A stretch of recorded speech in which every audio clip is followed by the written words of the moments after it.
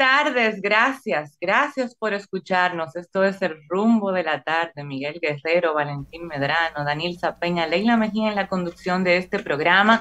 Olga Almanzar es nuestra productora, es parte también de la conducción del espacio. Los viernes, como hoy, David Vázquez nos acompaña en el equipo. Gabriel Dávila maneja los controles. Yancy Montero se encarga de los videos. ¿Lo dije bien? Gabriel, dime si lo dije bien el Sí, nombre, que yo sí, sé que sí. Yancy es nuevo, encargándose de los videos. Y estamos con ustedes de lunes a viernes, de 4 a 5 de la tarde por Rumba 98.5. Estamos también en la internet, en la página web www.rumba985fm.com y además estamos en YouTube, en el canal de YouTube de Rumba 98.5.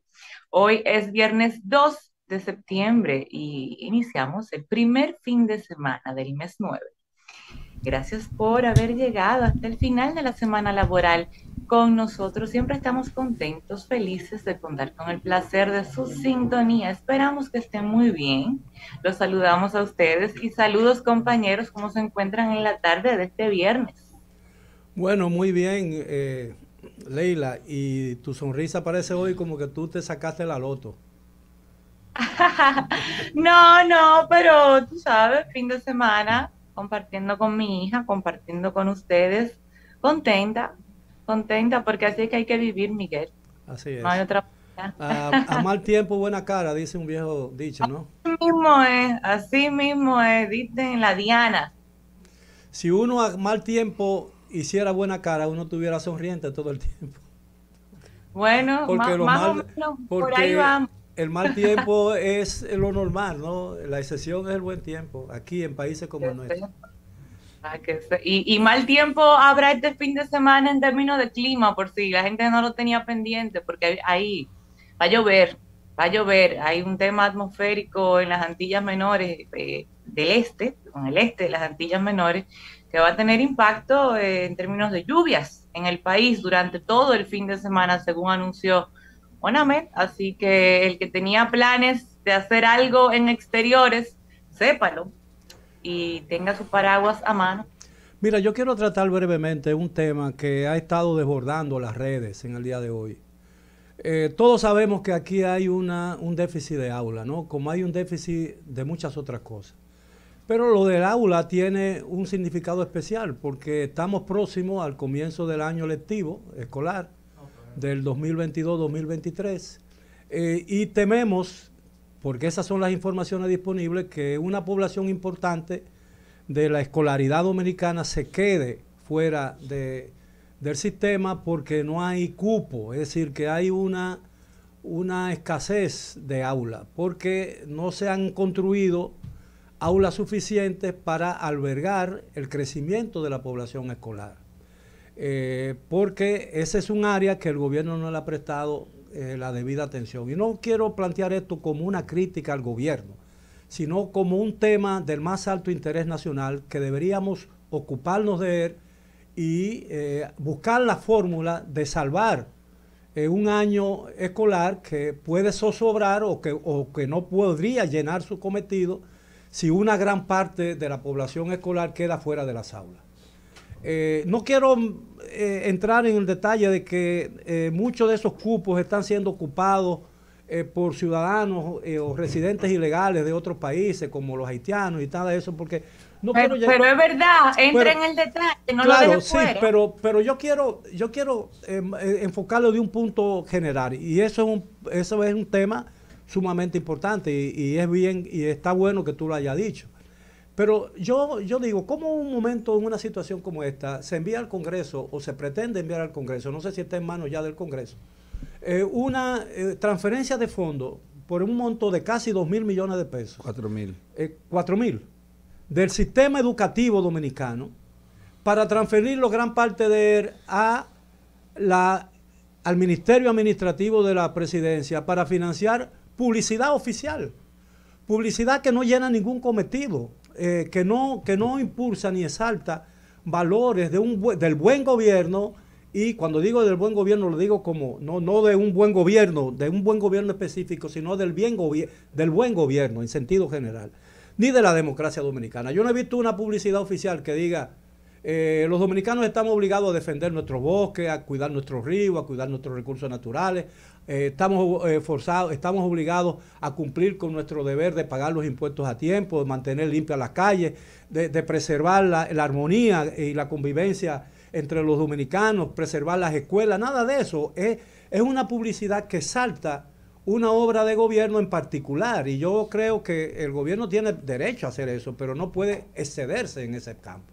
Entonces yo creo que es un tema que amerita cierta discusión, ¿no? Sí, y amerita reconocer el hecho de que mucha de la gente que están ahora mismo en el gobierno, como de forma directa y algunos de formas indirectas, a esos que están siendo afectados positivamente por la publicidad gubernamental, y puedo mencionar nombres como el embajador en España, de la República Dominicana, el comentarista periodista Uchi Lora, entre otros, que lucharon por el 4%, que abrazaron la bandera del 4%. Sí, todos los abrazamos en algún momento. Pero ustedes no lo van a escuchar a ninguno, porque es un problema, don Miguel, que es un asunto de interés, decir que se está mutilando el 4%, que se está afectando el 4%. Entonces vamos a tener mejor publicidad, una mejor visual del gobierno desde la óptica de la publicidad que se va a producir en los medios de comunicación, y un país más embrutecido.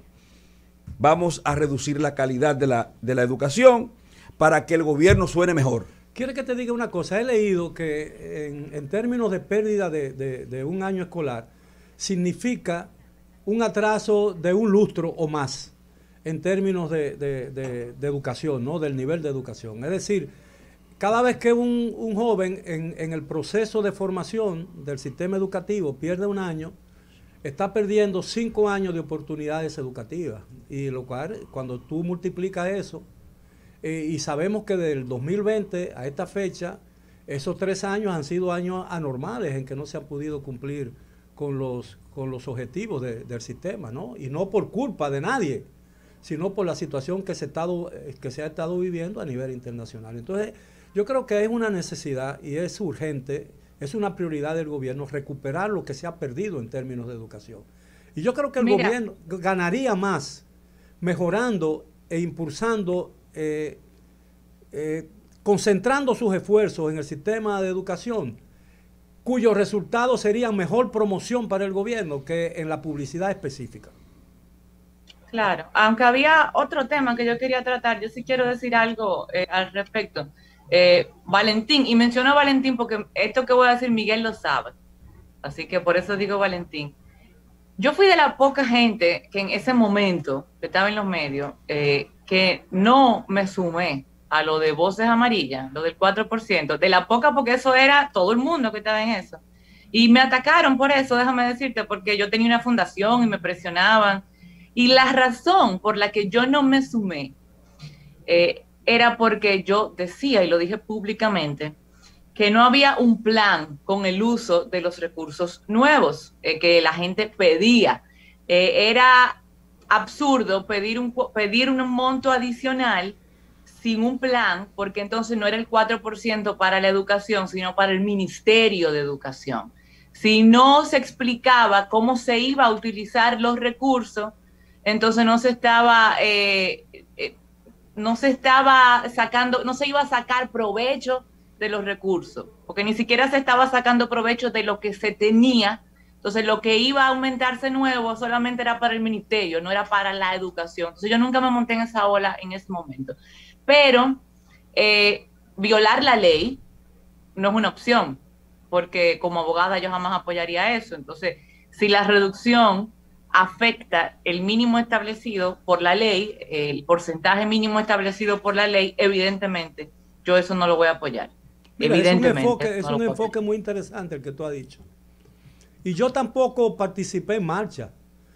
Yo sí siempre fui partidario del 4%. Y yo creo, como ha ocurrido, por ejemplo, en Costa Rica, que comenzaron con el 4%, que parecía que esa era una tendencia más o menos universal en esta área del mundo, lo ha aumentado el 6%, porque ha tenido resultados. Yo creo que debemos enfocarnos en el tema de la educación a largo plazo. Yo creo que no podemos pretender que el 4, el 10% o el 100% del presupuesto nacional pueda modificar. Y una pregunta. Cambiar el sistema, porque la educación es un hábito. Vamos a necesitar una o dos generaciones, por lo menos una generación, para poder experimentar y presenciar cambios sustanciales en el nivel educativo de la República Dominicana, porque hemos perdido 2 generaciones de atraso. Una pregunta, el caso de esos países que usted hace alusión, que aumentaron el porcentaje de destino, de financiación, vamos a decir, de la educación, aumentó a 6%, pero ¿es sobre la base del PIB de esos países o del presupuesto? No, porque aquí se cometió un error con eso. No, la ley aquí dice el 4% del PIB. No, yo pregunto o el 16%. No, pero déjame decirte, el 4% del PIB o el 16% del presupuesto de la República, ¿cuál de los dos sea mayor? Sí, pero en este caso yo creo que el 16% es mayor. No creo. Bueno, no sé, yo no tengo esa cifra. Quizás no la puede dar Israel. Mire, lo que ocurre es que nosotros cometimos un error como nación cuando anclamos el 4% al PIB. Eso fue un error, porque eso representa un crecimiento con el nivel acelerado de crecimiento que ha tenido este país. Es un crecimiento vertiginoso en términos económicos de ese monto destinado a la educación. Pero el 4%, en proporción al presupuesto actual, el 4% no crece con relación al resto del uso del presupuesto. El PIB crece más rápido que el presupuesto. Pero no importa, porque es el 4%, es decir, las necesidades son mayores. En la medida en que crece la economía, son mayores. Lo que sería un error es aumentar quizás el porcentaje del PIB, porque mientras sea el 4%, siempre será el 4%. Sí. Es más dinero, pero es el 4%. Mucho más dinero, y aunque usted no fue lo poco que yo aprendí en Derecho Administrativo cuando me estaban dando lo relativo a finanzas y presupuestos públicos. Eso es una carga muy fuerte. Que sea necesario, yo creo que sí, un poco, pero hay que ajustarla a una realidad. Sin embargo, fue una reivindicación de la gente, de mucha gente que ahora está en la toma de decisiones y entonces desdice lo que antes dijo. Sí, eso es verdad. Y eso es una especie de hipocresía desde el punto de vista del discurso político y de lo que lo que se abrazó en algún momento, porque eso del 4%, Leila, por ejemplo, se manifiesta como una de las personas que no marchó y que no se abanderó con respecto al mismo por las dudas que manifestó, que son plausibles y entendibles. De hecho, al revés, yo escribí un artículo explicando por qué yo no me sumé. Ahora, yo estaba a favor del 4%, pero nunca participé en ninguna demostración pública, porque... Y lo que yo quiero decir con el 4% es que siempre será el 4%, porque no importa cuánto crezca el PIB, siempre quedará el 96% restante. Sí, es el 4%, como el 10% que se destina del presupuesto a los ayuntamientos. Y cuando usted viene a ver, ese 4% representará prontamente el 27% del presupuesto. Ese es el problema. Entonces nosotros... Tú suma, Valentín, esto lo hizo Andy Daguare, porque yo de números, mira, con números yo soy malísima, pero Andy Daguare hizo un artículo donde él buscó, él escarbó y buscó todas las leyes, porque hay muchísimas, déjame decirte, que establecen mínimos porcentuales sí, que hay que tener en el país. Y llegamos como a 128%. Del presupuesto. No, 128. Exactamente. Mínimo porcentuales que hay que aprobar para tal partida, para tal cosa, que si la educación, que si la justicia, que si los ayuntamientos, que si esto. Y cuando él sumó todos esos números, le dio 100 y pico, no le dio 100. Pero Leila, yo lo que quiero decir con el 4% es que nosotros tenemos que hacer un examen reflexivo de a dónde queremos llegar como sociedad. Es decir, nosotros sabemos que el crecimiento económico de la República Dominicana, la expansión económica, va a requerir cada día más elementos mejor preparados, una mano de obra mejor preparada para poder sostener ese crecimiento. Incluyendo a los nacionales haitianos. Sí, yo no sé. Yo no estoy, ese es otro tema, Valentín. Yo no estoy en desacuerdo con Miguel. El tema es que expliquen, hagan un plan de cómo van a usar el dinero, porque te pueden dar no el 4, te pueden dar el 10, pero sin un plan para hacer un buen uso, un uso efectivo de ese dinero, ni el 4, ni el 6, ni el 10 va a ser efectivo, va a ser suficiente para que realmente tengamos elementos, recursos humanos más preparados. Mira, Leila, en eso tú tienes razón, pero yo quiero hacer traer una anécdota para que la gente explique la importancia de esto. Eso me recuerda la historia del cura que se quejó ante su sacristán porque no hizo repicar campanas en la inauguración de su parroquia. Y el sacristán le dijo, por una sencilla razón, señor cura, no hay campana. Es decir, si no hay dinero, no podemos planificar. Primero tenemos que tener una base o contar con una base para poder planificar la educación, porque la educación tiene que ser la prioridad de prioridades en este país. La prioridad, el nivel educativo, el nivel de comprensión del dominicano promedio es lamentable, lo sabemos, porque la escuela ha descendido. La escuela en la que tú fuiste, la escuela en que fue Valentín y la escuela que fui yo, es muy distinta a la escuela de hoy.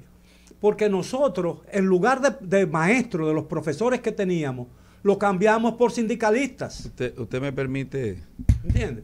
Hoy no tenemos maestros, lo que tenemos son dirigentes gremiales. Disentir un chin en eso. Mire, sí, ciertamente es así en cuanto a ese capital humano que sirve para la transmisión de los conocimientos y que pretende fundarlo en los jóvenes estudiantes. Pero la currícula de hoy... Mire, don Miguel, yo creo que yo no paso ¿cómo se llaman los exámenes esos que se dan a final de año? Las pruebas nacionales.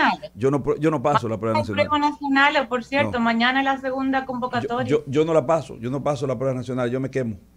Bueno, porque, por ejemplo, yo pasé mi examen de trigonometría en el tercero del bachillerato y de álgebra en el segundo, pero yo de álgebra y de trigonometría nada más recuerdo del teorema de Pitágoras. Sí, pero nosotros, cuando yo estudiaba, la oración se definía, con los elementos constitutivos de la oración era sujeto, verbo y predicado. Hasta ahí llegaba. Sí, pero al verbo le cambiaron el nombre por cópula. Pero en el pretérito ahora. Ahora sí, ahora hay... No es pasado, es pretérito. Ya no es pasado, es pretérito. Presente, pasado y futuro. Pero yo en el cuarto del bachillerato de apologética... y tuve que leer El Paraíso Perdido de Milton.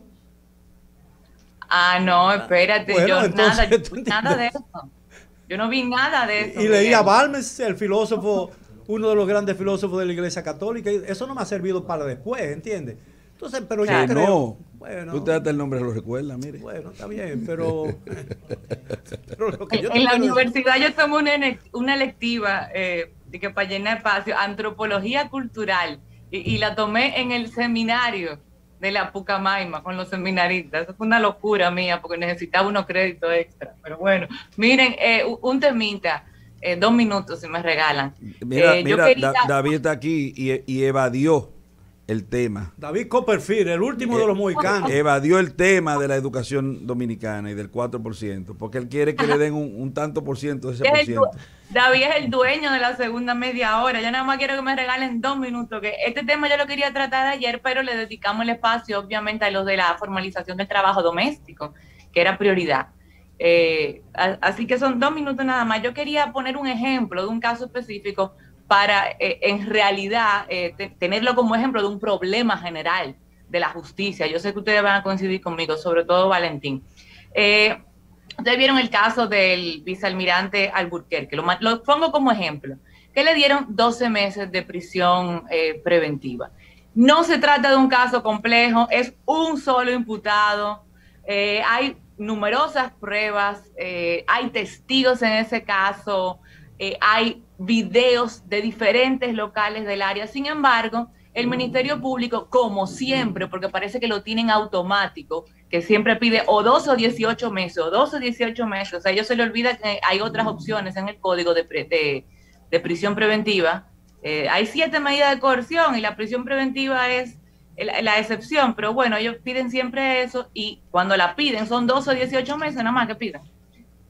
Pidió 12 meses y el juez se lo coincidió. ¿Por qué pongo esto de ejemplo? Porque ya hemos dicho muchas veces que hay un uso abusivo y excesivo de la prisión preventiva últimamente, por petición del Ministerio Público y por complacencia de los jueces. Pero además del uso excesivo de la prisión preventiva, también la prisión preventiva que se concede últimamente es larga, es de 12 y 18 meses, incluso en casos que no lo ameritan, casos que se pueden resolver, llegar a fondo. El Ministerio Público tiene los elementos para llevarlo a un juicio de fondo en 3 meses, en 6 meses, en 8 meses, en menos tiempo. En menos tiempo, si hicieran su trabajo con mayor celeridad. Pareciera que no quieren hacerlo, pareciera que no quieren trabajar tanto.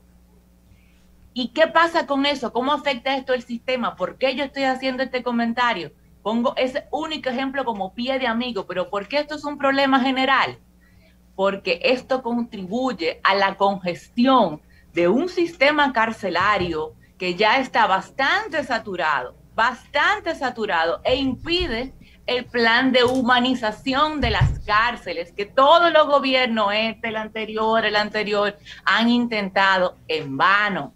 Y por eso, lo que mencionó Miguel el otro día con muchísima razón, más del 60%, son más, porque lo han dicho, lo dijo el último presidente del Colegio de Abogados y lo han dicho los anteriores, de los presos que están en las cárceles al día de hoy son preventivos, no tienen una sentencia condenatoria, son preventivos. Y las cárceles están congestionadas, mezclando manso con cimarrona. Hay gente ahí que no tiene sentencia, probablemente gente ahí, tal vez inocente, que está conviviendo con asesinos, con violadores, con secuestradores, incluso arriesgando sus vidas. Pero los jueces y los fiscales están siendo causa eficiente del problema con ese elemento de la prisión preventiva. No solo el uso excesivo, sino haciéndola más larga de la cuenta, porque no quieren ser ágiles ni expeditos en su trabajo. Eso era lo que quería decir. Me imagino que ustedes están de acuerdo conmigo por lo que han opinado antes sobre este tema. Bueno, totalmente de acuerdo contigo. Hay cosas que hay que tener mucho cuidado cuando se procede y se toma una decisión de ese tipo. Porque él puede ser objeto de una agresión ahí. Su vida podría correr peligro. ¿No es cierto? Sí, yo puse el ejemplo de él, no por él en sí mismo. O sea, yo puse el ejemplo de él porque entiendo que ese caso, como muchos otros, no requiere 12 meses para ir a un juicio de fondo. Yo sé que Valentín quizás en ese caso en particular no debe opinar porque él mismo ha dicho aquí que él es parte interesada. Sin embargo, Valentín sabe que en muchos otros casos que no son complejos, no se requiere 12 ni 18 meses para llevarlo a un juicio de fondo. Pero eso es lo que está en la punta de la lengua de los fiscales. 12 meses, 18 meses, 12 meses, 18 meses, ya. Escúchame esto por un segundo, por favor. Yo voy a robarme un minuto completo. Mira, aquí se estila violentar la norma para afectar las garantías de derechos de las personas. Este es un país que violenta de forma frecuente y de forma arbitraria las garantías de derechos de los ciudadanos en la República Dominicana. Entonces, el abogado, dependiendo del lugar que ocupe, por ejemplo, soy querellante, yo quiero prisión. Soy defensa, yo quiero libertad. Entonces, parecería como que hay un libro para defensas y otro libro para querellantes, para acusadores. Como que el código se muta, como que dependiendo de los intereses que tú representes, las cosas cambian. Quiero decirte algo. Aquí se estila violar la ley de la siguiente forma. Una persona va a un proceso en libertad, concurre siempre en libertad. Llega el día del juicio, la persona pasó por la etapa preparatoria, después por la etapa investigativa y llegó al juicio en libertad. El Ministerio Público estila pedir que se varíe la medida, que se ordene la condena y se varíe la medida. La persona que ha venido en libertad todo el tiempo al proceso, al condenársela inmediatamente se le reduzca a prisión. Eso lo hace el Ministerio Público de la República Dominicana y unos jueces irresponsables del Distrito Nacional le dieron cabida a eso y después eso se hizo regla. Sin que haya un artículo de la normativa procesal penal, 449 artículos tiene, que ampare ese tipo de procedimiento. Entonces a mí me tocó ser querellante en contra de un señor en la provincia de Santo Domingo. Y yo pedí que fuera condenado. Y el Ministerio Público que me acompañaba pidió la condena y pidió la variación de la medida para que la persona, es un señor de 60 años, se quedara preso. Y yo era querellante, le dije a los querellantes, usted tiene la oportunidad ahora mismo de sancionarme apartándome del proceso, despidiéndome, porque eso yo no lo hago, yo no me desdigo. Si yo dije una cosa de aquel lado, de este lado, la sostengo. Entonces me paré y dije, magistrado, estoy totalmente de acuerdo con la condena que solicita el Ministerio Público, pero en desacuerdo absoluto con que aquí se marginen las garantías de derecho. Y ese señor vino en libertad. A él todavía su presunción de inocencia no se le destruye con esta condena porque la sentencia no es firme y tiene que continuar en el mismo estado hasta que una sentencia firme diga que esa persona tiene que ser reducido a libertad. Entonces, yo no tengo un doble discurso. No importa el lugar que yo ocupe, yo no creo en la prisión preventiva. Pero yo no creo en eso. Nadie cree en la que nadie, ¿cómo que nadie? Si la viven imponiendo todos los días, está, don Miguel, y nadie, no la hacen cesar.